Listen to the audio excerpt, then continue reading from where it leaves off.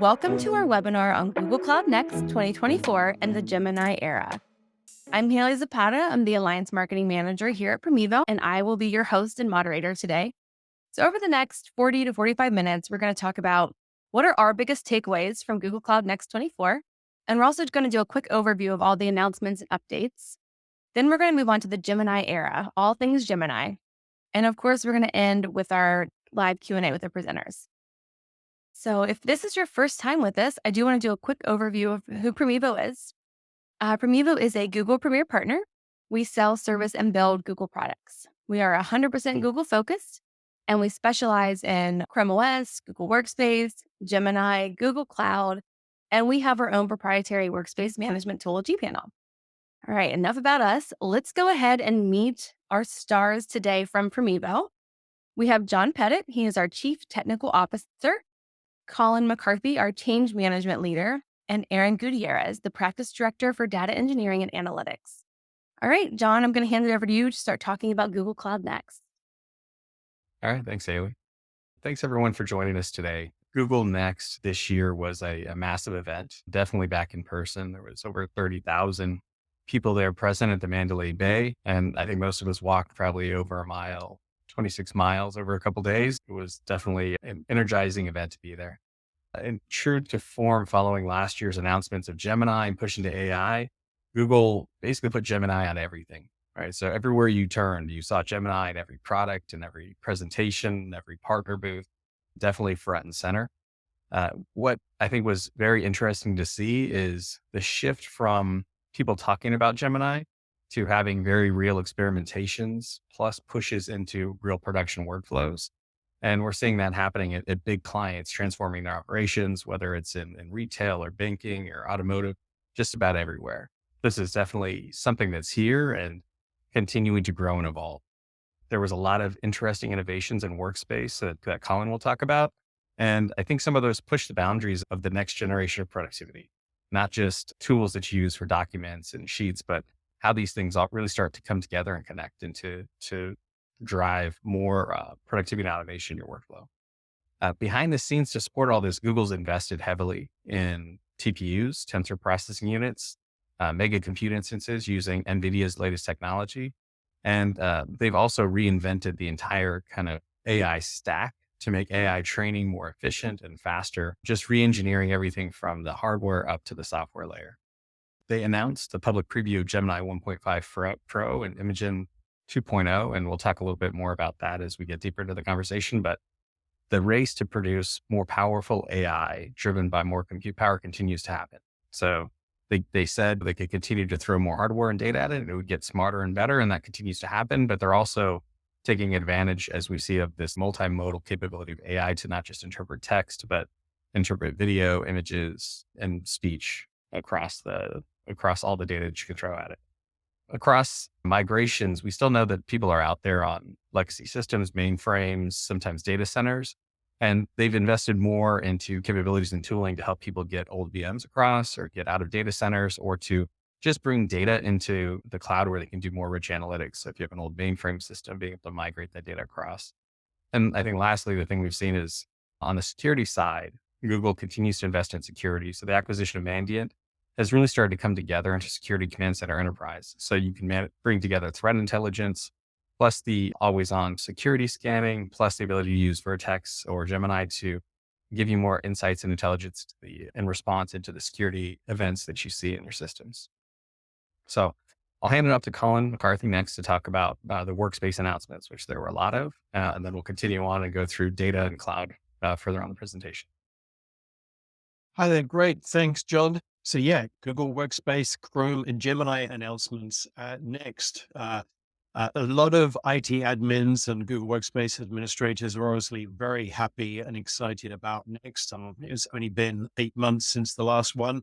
And obviously this is a new format that Google are doing with Vegas and far more attendees. I wasn't able to go, but there was a lot of great coverage available streaming, watch the keynotes, the developer keynotes, and then catching up with a lot of the sessions. It looks like virtually all of the sessions were available online, which is great.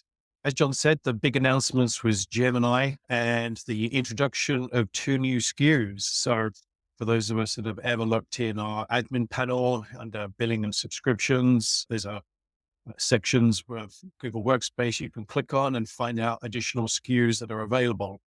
So before we had Gemini Business and Gemini Enterprise, but Google announced two new SKUs, the AI meetings and messaging, and also AI security. And if we go to the next slide, we can see a little bit more detail about what is in those SKUs. The most interesting one, I think, is the AI security, which is going to really help organizations automatically classify their sensitive drive data. So those of us that have used labels and DLP rules know that there are some limitations and restrictions for how that information is classified.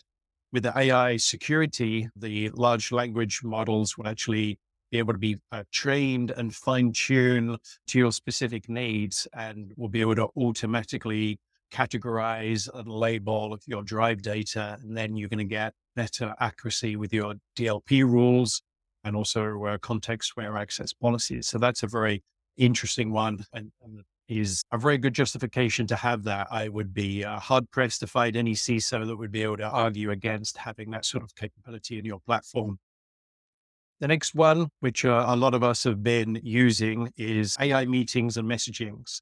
So some of it is cosmetic, I feel. There is a lot of studio lighting adjustment, optimization of your camera. There's some smoothing of your image so you can always see your best. If you have a call at 9 a.m. or 8 a.m. on a Monday morning and you're tired from the weekend, you can click a little button and remove some of those black bags from under your eyes. The most exciting part of this SKU update is the notes function within Calendar Google Meet, where it will actually create notes for you during your meeting. It will document everything that was said, and then also create action plays as well. And we've been trialing this out for a few months as a trusted tester and an alpha, and it is really good. So that's well worth one investigating. I guess the biggest announcement was the announcement of a brand new product. So vids.google.com, the AI powered video creation for work, which has come out of Threaded, everybody believes, which was an Area 120 product. If anybody knows about Area 120, it's their sort of skunkworks experimental part of Google Workspace where they test things. A lot of the same sort of video functionality seems to be in this, although the platform's not available at the moment, still are coming soon. This is the biggest announcement or the first new product since 2016 when Jamboard was released. So we do rarely get a new product within Google Workspace, but very excited to see how this is going to change how teams communicate, collaborate. I know certainly on the project management, change management, I can see myself using this when we're doing updates to the client about the state of their project. It might be more dynamic to watch a 90-second or a 3-minute video rather than read a long report. So I can see there'll be a lot of grounds for that. The next big update, which some of us might have missed, it was announced, I think, in the keynote, was Chrome Enterprise Premium. So it was announced as a new product, although if you look under the hood and you check a few links, it looks like this is more of a rename of Beyond Corp Enterprise under the Chrome Enterprise Premium banner, and also the Chrome Browser Cloud Management part of Google Workspace, which I always found difficult pronouncing. It's probably why everybody calls it CBCM, has been renamed to be Chrome Enterprise Core. So very excited to see what's happening in the enterprise browser market. Obviously, there are a lot of other players out there that are using the pure Chromium to build their own Chrome-based or Chromium-based browsers. There's a lot of players in that new enterprise browser market. And I think it's great that Google is bringing everything under the Chrome branding. But it'll be very interesting to see what's in Chrome Enterprise Premium, if it is a brand new browser, not a consumer browser with some of the other components in there, but a true enterprise browser. So that's very interesting to see. And then some of the other key announcements within Workspace, a lot of these are still Gemini AI based, and a big focus on mobile. There's been a lot of improvements to the mobile app in iOS and Android and how you can work with Gemini. you can now do speech-based prompts, which is great for those of us that have been already used to talking to our phones and entering text. Now you can enter that prompt within Gemini on your phone in an email, and it'll help you write. So really great when you're on the move. Also, a new building blocks and notifications in Sheets. Now, I know a lot of people are very excited about this. As a PM, I'm very excited about conditional notifications. That is really going to revolutionize how change managers and project managers utilize Google Sheets to track all of their projects. And then the next update is something that other admins are actually pinging me about and asking questions is Docs.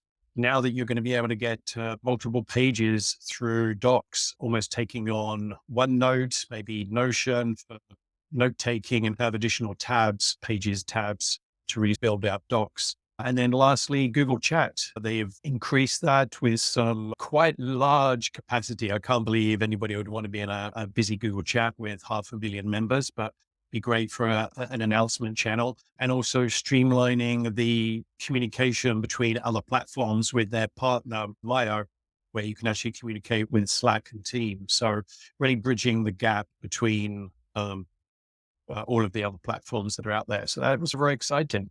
And I know a lot of us here at Promevo are excited to play with some things and use them in our own enterprise. Hey, Colin, I think when I talked about this next generation productivity at the beginning, this kind of stuff it seems minor, but this ability to have tabs inside of Docs and building blocks in Sheets, it's really building on the Google story, right? Of what they started last year with web versions of Docs. It's not just formatted as something you're going to print, but this like collaboration, and these things become really integrated applications to you managing your work. Where do you think they're going to go beyond that?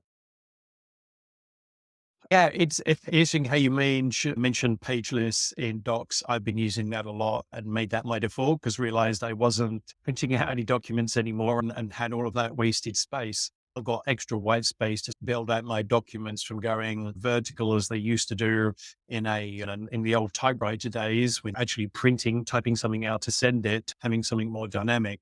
It'll be I don't know. It's going to be interesting to see how bids.google.com blends in, and if that continues to be a standalone product or is more experimental, and then elements of that get integrated into slides or Google Docs. I'd be interesting to see if Docs and slides didn't need to combine, and certainly with tabs within Docs, you could build out your presentation within Docs now. Certainly with the full bleed cover images, I think was what they say. So you can have almost like a fully branded Google Doc. So yeah, that would happen. As they add this additional content too, it's interesting to see how the sidebar has started to come into play, where in their demos at Next, you could do the @ and then reference a Drive doc, and then have that be the context for your Gemini prompt. Yeah, like smart chips and smart clips is incredibly powerful. I've started to use them more and more. I think they have there's such a wealth of data that's out there. And I think all of these abilities, and then the whole of the Google Workspace suite to be able to call on different elements and bring it all into one just makes it so much easier to manage what you have. Certainly be interesting to see what happens between now and even IO and what might get announced then. Next, I think it's back to you or Aaron about Cloud Platform and Gemini. Yeah, I'll talk about the Gemini pieces, and then Eric can go into more depth on data. So if you move forward one slide, I think the biggest announcement on Gemini Pro is really this content window. So the ability to have 1 million tokens, an hour of video or 11 hours of audio or 700,000 words, right? It really changes what you can analyze and how far you can go. But beyond that, under the hood for Gemini 1.5 Pro, they also talked about native speech recognition, being able to natively look at the images in a video and treat that as content that you're analyzing and using as your prompt. And they also added in a file management API, which means I can send a file to Gemini Pro as the prompt without having to pass in additional text, right? So I think this, beyond just the reasoning capabilities that have improved across these models, the content window has gotten much larger for bigger problems to solve. So you start getting away from this need to do like lang chain and chunking and all these approaches to solve large data problems that you want to inject context into these engines to get really powerful summarizing and reasoning out. Also, slightly lower in the mentions was that you can just tell it to give you JSON. So you can tell it to respond with a JSON object. So for developers, you want to use this as an engine and you don't want to have to try and do weird prompt manipulation where you're passing in a JSON template and telling it to respond with this thing. It natively will handle that now. So Gemini Pro is moving the bar forward.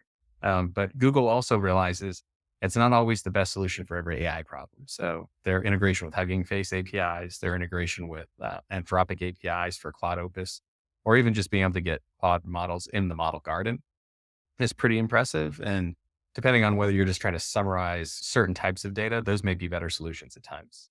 So not every problem needs a large language model. Sometimes you need a small language model, and they're being open to letting developers use their stack and their technology from a Vertex standpoint to manage all their problems within Google. So that was a really cool announcement. Really neat to see some of the demonstrations. One of the things they showed was like, okay, you could have it live analyze streaming gaming data. So I don't know, like I have kids, right? So playing games. It's cool. I know when I was younger and you have to do like game guides. You're like, oh, how do I beat this thing? But just imagine this world where you can have a guy always on watching your data and giving you analysis is getting closer and closer to reality, which is pretty cool. This expansion of the amount of tokens you can use with the language models reminds me of the era when RAM started exploding for your consumer computer. Like before, you had to be real careful on what you could run. You had to look at the back of the box. Remember when software came in boxes? Yes. You know, look at the back of the box and say, "Oh, my computer, maybe you run this. I don't know." But now you can just assume whatever program you use on the web or whatever you download works on your computer because everyone's got 8 gigs of RAM, 16 gigs of RAM. This explosion of the amount of tokens that could be consumed by a language model is, to me, feels the same way in that regard. You mentioned chunking, and when you're a developer, sometimes you had to take your files apart and make them small and send them one at a time to be processed. Now you can just be lazy and just throw your whole huge file at Gemini and it'll process it. I don't know if that's totally good. You might become a little lazy in your development practices, but it does feel like it's opening this huge resource pool up to all the possibilities. Yeah. Yeah. And just seeing them increase the modes of data in this multimodal world where everything Yeah. just text, right? There's all kinds of image, video data out there, audio data. And the more these language model engines can handle, like the more problems you can solve with it. So pretty neat to see that. I'm sure you'll talk a little bit more about some of the other kind of tooling that they're putting in behind the scenes when it comes to models when you get to your piece. But just hearing about some of the things around like prompt engineering and fine tuning and the things that they're putting into the stack around that makes it not just it's an API to a language model, but I have all this other stuff behind the scenes that Vertex is going to power for me. Need to hear Yeah, this working together. It's really becoming more cohesive that you're in. Yeah, now that it can consume all sorts of file types, that's just going to open up worlds of routes you can take, using your data. You don't have to transform it all into a table anymore. That before was what you had to do with everything. You had an image. Somehow you've got to change that into a vector and put it into a table and then work with it there. That's not necessary anymore. Yeah. Just jump forward to the next slide.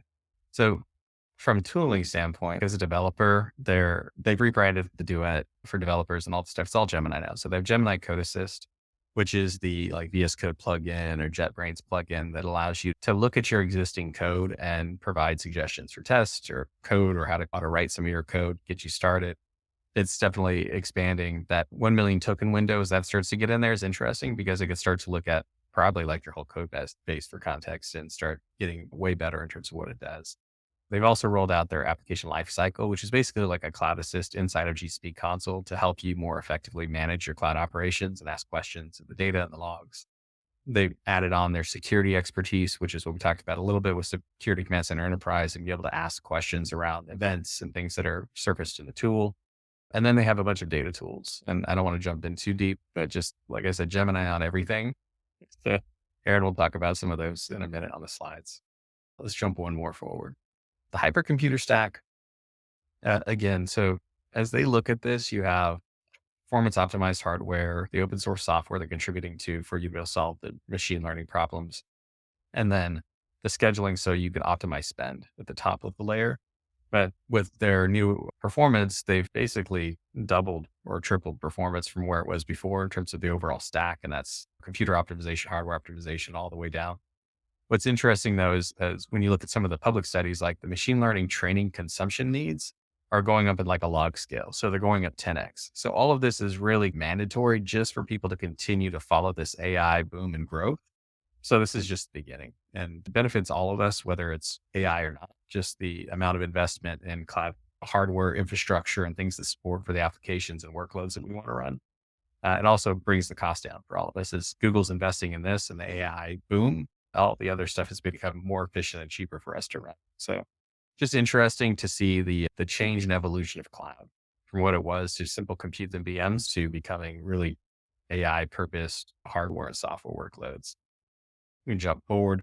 So this is Aaron. I think it's going to kick over to your section to go into stuff I've been teasing, but yeah, lots of exciting things. Yeah, there was some pretty cool stuff out there for data people, for analysts, for people that are behind the scenes on some of this stuff. The first thing I wanted to bring up, something that was really cool. It's a hybrid tool. I don't know if you guys saw this in any of the keynotes or presentations, but they've developed this BigQuery, this Canvas tool, which I don't know if you guys have worked with databases much, but especially for a new employee to a company, like sometimes you're just staring at the stack of data, like tables everywhere, right? Like you got this data set, you got this project, whatever. It can be overwhelming. In the old days, what would you do? Just start, select star, show me what's in the table, look at this in the schema, right?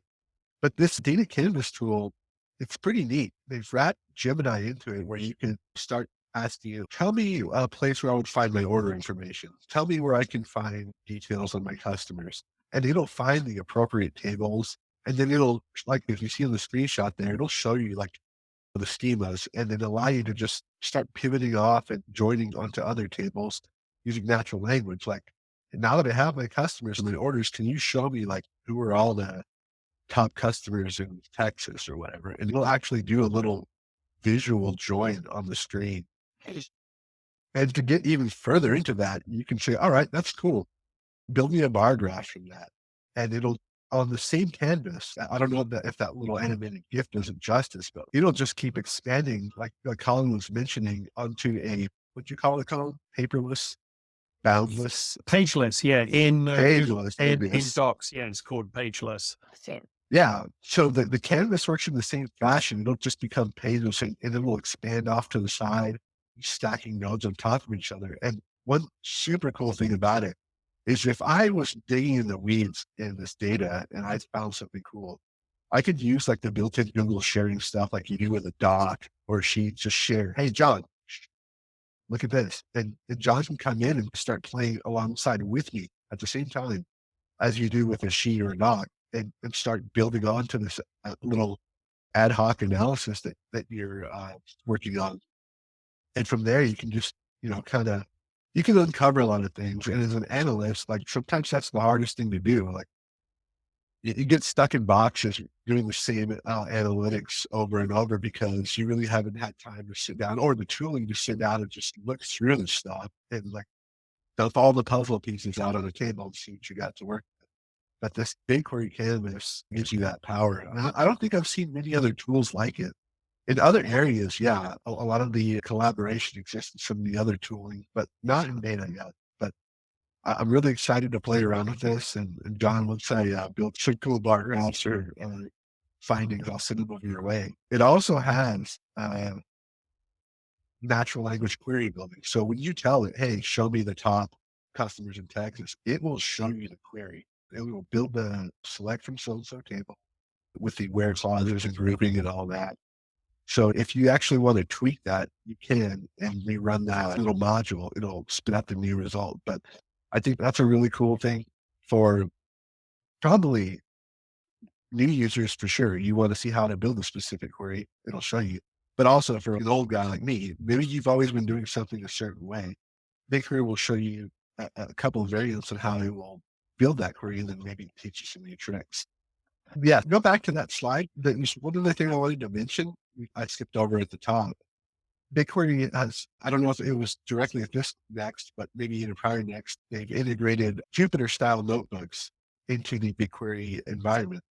Now they've rolled out their custom BigQuery data frames, which is if you've used pandas or polars or numpy, anything, numpy, I guess, any of those libraries in Python, those capabilities are built into BigQuery now. So if you prefer developing in notebooks, which a lot of data scientists and analysts prefer, that's now built into the BigQuery platform, which is making it super robust in terms of a toolkit for data analysts. That was one of the It's things I was become, most excited about is this BigQuery Studio becoming more than just a query tool. Everything that they've brought in here with the notebooks and like being able to find the schemas, it's super powerful. yeah, it's just robust. It's a nice tool set now. It's not just a little SQL IDE window where it's well, select whatever. That's all I can do, right? Now you can build your notebooks and you can start prototyping things and working on models and a bunch of cool stuff inside of BigQuery. You don't have to take it off into some other tool. Just do it all in the BigQuery environment. So all of that stuff looks really cool. And that was one of the huge things I took away from Next. All right, now we can hit the next slide. One of the other things that they showed off at Next was how Gemini is also working its way into the BI tool, Looker and Looker Studio. One of the cool things I wanted to point out to listeners on this call is they have this Looker Explore Assistant extension available right now. So if you wanted to go give it a shot, you could go to the GitHub listed there. This allows your Looker platform to start taking advantage of Gemini and working with your data with natural language.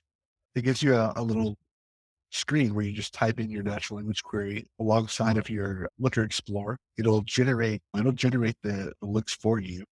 It'll show you insights to your data. You can ask it questions about an existing dashboard, and it'll summarize it. So it does a lot of cool natural language interactivity inside of the Looker platform. So again, they're really working on like bringing Gemini to the tools, which to me is really awesome.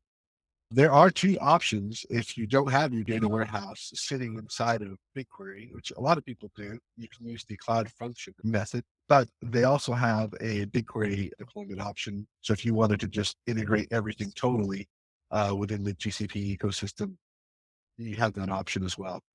So that's something we're really looking forward to. There are a couple of our customers have asked about it, so we're trying to get those tasks out the door, installed into their systems.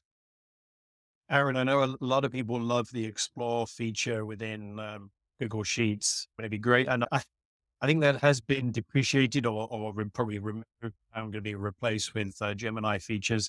Be great to find out, and I'll have a look if this Explore feature will be available in Looker Studio for those of us not using the full Looker, but using Looker inside Google Workspace. Yeah, I believe I did see some demos of that at Next. I'll keep an eye out on that just to see if I can throw that your way. But I Yeah. know, like you and John both mentioned, they're really trying to push Gemini into a lot of these other tools. And BI for sure is one place that can really use that natural language prompting. It's easier to work with the data when you ask questions, right? Yeah, or even get started. And sometimes you don't know where to get started to build your report, but if you can articulate and speak your report requests in the natural language, then have the data to refine and tweak. It's a great benefit. Like confesses. Yeah, the cool thing about natural language ability is you can take very informal approaches. You could probably say something like, show me something cool about the order data. And it'll try its best to give you some meaningful insights. And then you can always just say, no, I don't like that. Try it again. And then keep tweaking your prompts until it gives you a good starting point to begin the analysis. Right. Almost like the I'm feeling lucky button. Yeah. Because I'm feeling lucky with my data. Tell me what I don't know about my own data. Yeah, I take that button as a challenge. Yeah. Yeah. If you were trying to hide something from the federal government, please create a report. Yeah, they'll do what you tell them. So pretty cool. A couple of other things that I wanted to touch on, not specifically data, more of the machine learning type products were at the keynote were the new features of Imagen. And I don't think our slide deck shows it very well, but this new functionality of Imagen was pretty cool where you could just tell it a prompt. The first one's supposed to be show me a flower blooming, and it'll show you it'll create a video clip of a flower blooming. And to me, that was pretty cool to see how realistic they can generate these images. If you need some marketing material just to show like a little splashy, for example, the bottom right is I think it's a curry. If you're trying to build something for your website or something to show your menu offerings, this is something that you can just quickly go in and pop out some cool collateral materials. It also rolled out, I put it in quotes because I think Magic Eraser is like the Samsung branding of what it's called, but like they've added to Imagen the Magic Eraser functionality. And they also added I didn't know what to call it, Magic Adder. They showed a scene and they wanted to enhance some of the mountains in the background. So it was pretty cool. They just used the cursor and like it was able to generate like a huge mountain range behind the image as opposed to the little hill that was there. But they are rolling out a lot of cool features for Imagen, some watermarking tech. So if you are creating assets, you want to make sure they're linked to you. Some prompt evaluation tools are pretty neat to see. They have this, I guess, this console where you could start asking a bunch of prompts and it'll give you grades and allow you to grade the results as well. To say, no, this is not good. This is good. So it'll save your prompt history. So it actually is teaching you how to build better prompts. Yeah. They talked about that, using the LLM to evaluate prompts and give people feedback. So basically, like you said, we're not really training the AI. The AI is training us now. Yeah, exactly. And I like the console stream they had where they had your historical results and showed you, hey, this style worked. And maybe I think you could see other users as well. Like John writes his prompts very professional. He's got this personal manner to him, but Colin gets better results. Maybe this is the way I need to try it. Yeah, the prompt engineering is something you can't overlook, right? Like even as we've used Gemini internally, we'll compare results sometimes and people will be like, what did you use? How did you get that result? And that prompt really makes a difference of what you put in as like positive and negative references to things. Yeah. My personal style is very caveman. Like I type a few words. I think prompt will be the word of the year for 2024. And I think one report said the average number of words people are putting in is 9, but the optimum is 21. So you really do have to rewatch a few episodes of Star Trek Next Generation and pretend you're on the bridge and you're into the computer. You've really got to be specific, or you can be very conversational. And the more information you give it with the persona, task, and the context, then the better results you're going to get. Yeah. So if somebody's going to dress as a negative prompt for Halloween, is that what I'm hearing? Hey, that's a good idea. Use this stuff to get Halloween ideas. That's really exciting to see how creative you can get. So the Imagen stuff, I know like it looks, it's just generating images, but just how much more rich you can make your content, and seeing some of this come into vids is exciting because some of us are at a creativity challenge. I think so, like myself at times. So being able to make my stuff look nicer and more professional is always exciting. Yeah, it's just amazing that they've done all this with, if you think about the math under the hood, this is all just vectors and neural networks just doing this stuff. It's amazing. Yeah. I wanted to let everyone know when we send out the actual deck, I would love for everyone to go look at this slide because you can see the flower blooming and the curry boiling. And it's so neat. I don't know why it didn't transfer over to StreamYard, but I highly recommend everyone to go look at it. As a marketing person, I'm super excited for this tool. It's going to be so helpful with creating images and just the details that goes into it. So I just wanted to pop on and say that real quickly. I'm going to hand it back over to you, Aaron. Yeah, no problem. Yeah, it's impressive for sure. Yeah. And for a marketing person, watching the demo of the creativity for marketing the tent and the whole flow they went through doing that was really good. So I think it's going to be really good for any size organization, certainly for those small businesses that want to create their own engaging, unique marketing. It's very good. Yeah, this is cool stuff. It's just like John said, if you're not artistic, this is just amazing to me. Stuff created with words. Okay, we'll move on to the other final, really big thing that I noticed. They're really, I guess, they're triple dipping back into the agents. They used to call them speech and conversation. Is that what they're called, John? Yeah, speech and search, I think, API or something. Yeah. Yeah, the agents were a huge focus of the keynote because these are tools that are really adding a lot to the customer experience for big clients. And they've actually created these 6 archetypes that are very specialized to specific things. So they're really making the process more user friendly on the people that are interacting with the agents, as well on the developer side as well. I, I personally feel like building an agent in the past with the prior versions of the dialogue flow systems were they were sometimes a little cumbersome, a little like you had to really get in there and customize all the routes and paths and pages and you had to do it. Now they're actually letting the language models take a little bit more of the wheel on this and letting the intelligence of the archetype drive the user experience. So it can tell when a user is asking a question that's related to whatever the conversation is. For example, they showed sample orders being done in the presentation. If a user starts talking about something unrelated, it'll steer them back. You don't have to build those routes. It'll automatically drive the conversation back to the point of the conversation. And they've done that by adding a lot of the other Gemini features into the agent toolkit. So it's able to ground the conversation, right? It's able to only speak with information related to the topic. It will steer the customer back onto topic. It's really adding a lot of this smartness that language models have into the agent system. And on top of that, they've also shown us some pretty cool demos where you can actually pick up the phone and it has a pretty realistic conversation back with you. And you can specify if you prefer Colin's accent to my nasal accent.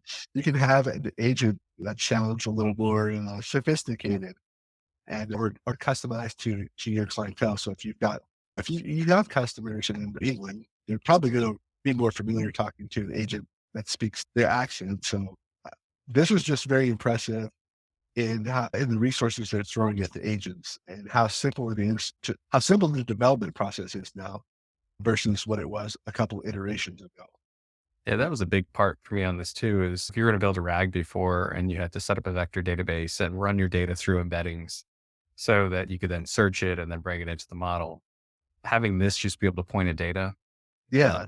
types, and that all goes away. And then you can just pass in, like you said, any kind of mode, images, audio, whatever, and have it go and work together with the context of the data it finds and give you back answers is really neat.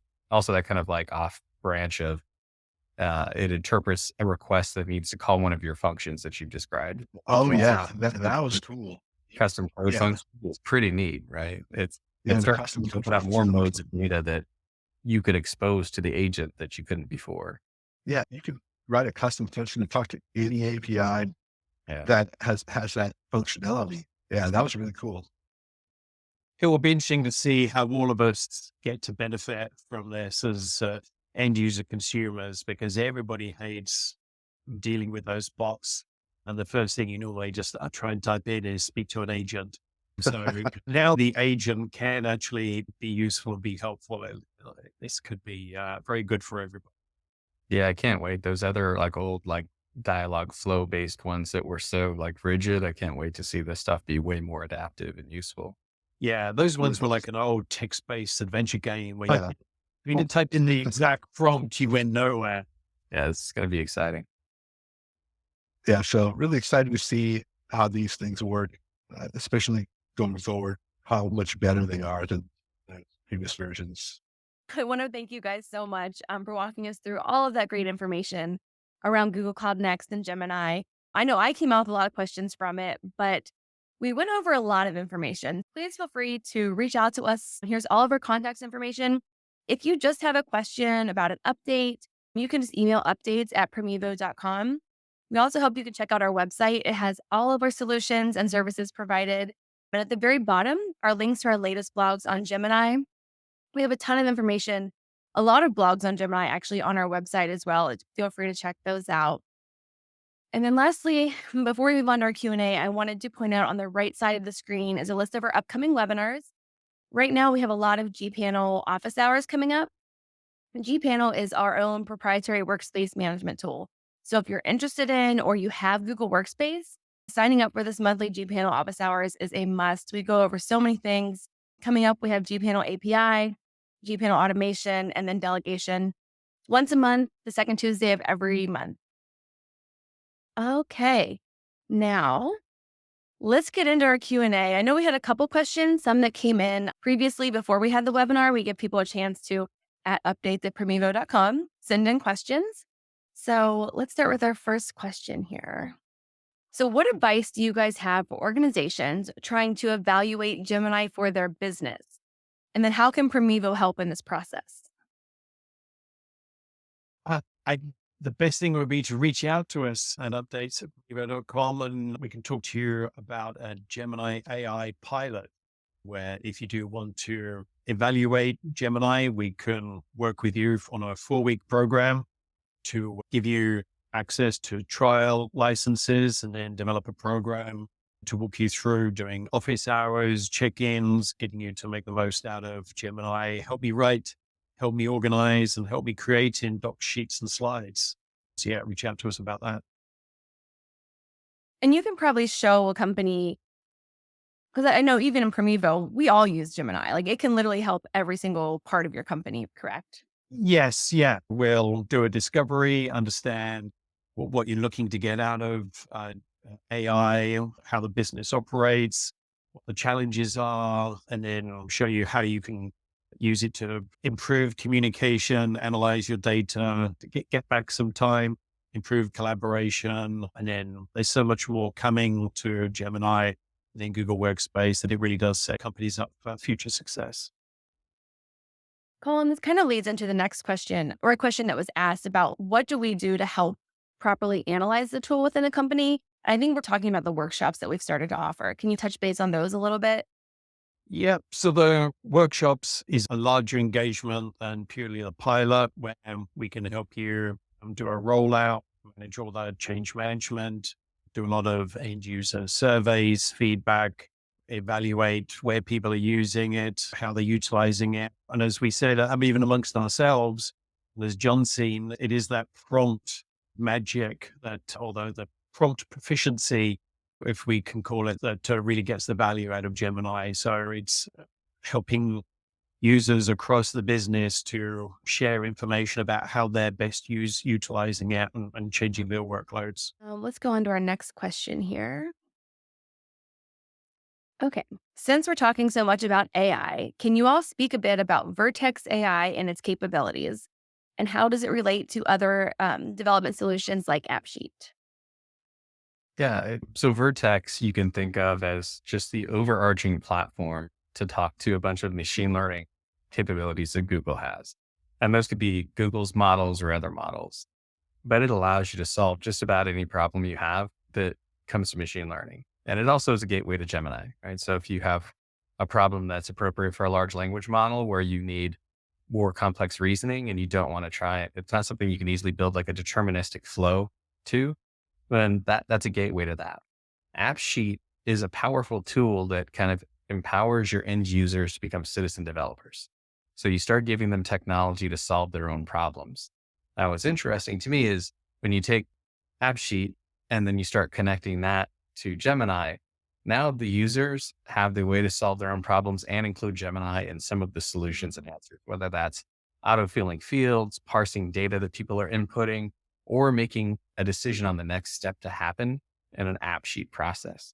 So you can start giving people the power to be really powerful developers. Usually before, if you're a developer building something, it's, I've got to break this down into an algorithm. I've got to figure out how I'm going to write the code out, how I'm going to construct all the error handling conditions.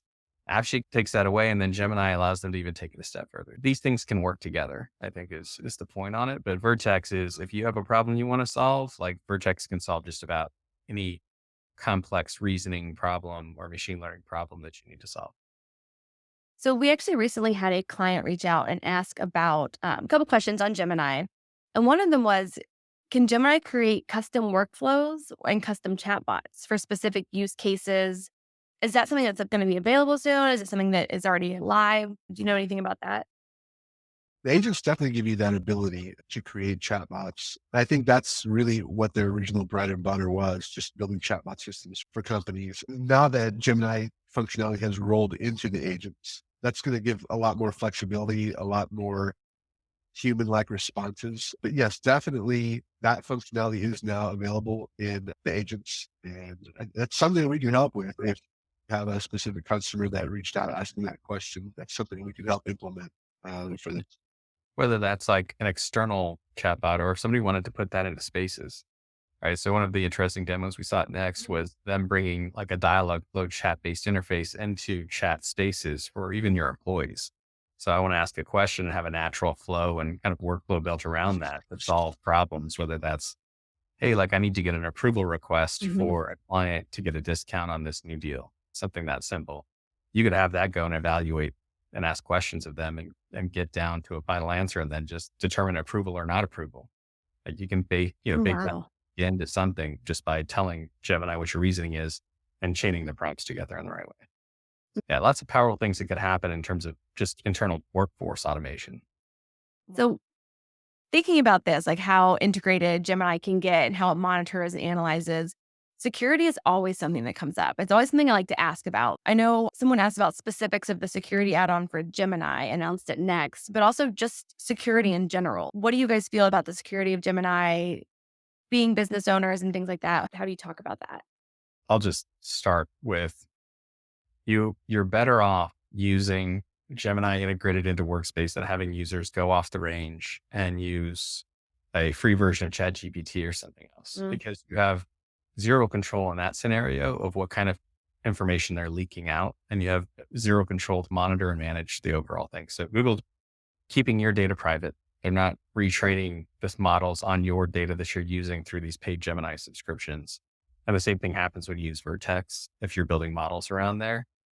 So just from a base level of you don't want information leakage in your company, shutting off mhm. access to the or the non-paid versions of AI that people are using is a much safer place to be. Uh, Beyond that, you still have to do the basics of acceptable use policies for your employees, training, and so they get the most Mhm. value out of it. And you still don't want them to, I would say, you don't want them promoting other people sharing data over unsecure AIs, and you don't want them posting files to ChatGPT 3.5. Just in general, you need to keep it locked down. Yeah, that makes sense. Colin, what about the specifics of the security add on for Gemini Workspace that was announced at Next?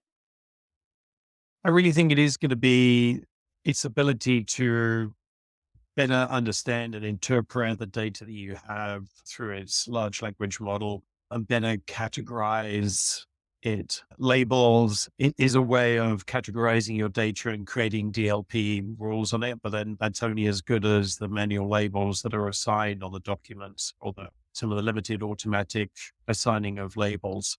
The ability for the model to be trained and understand your data and understand what is sensitive and classified for your business and more accurately label that data so that correct DLP rules get applied is absolutely is really great.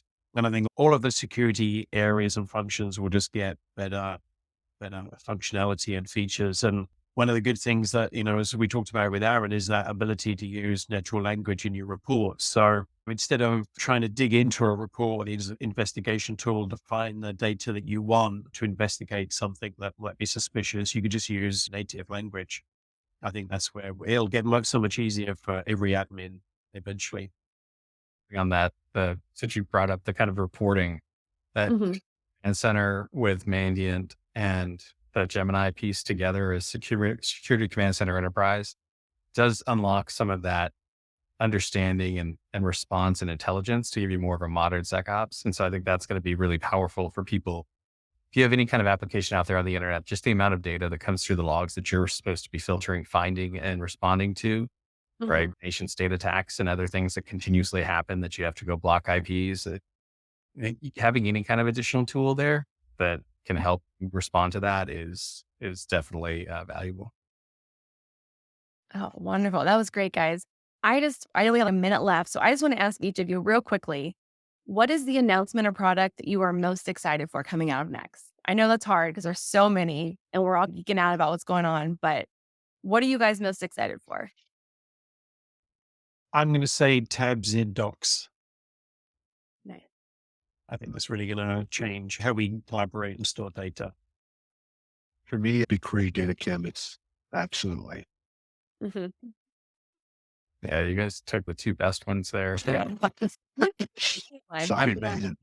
I'm going to go with vids. I actually have this desire to see vids work out and become something that is just true to the product and helps with Mhm. create. So I'm excited about the future of that just because I have to create a lot of content all the time. So I'm excited to see like where that goes and being just like a step above slides, right? Can we get Mhm.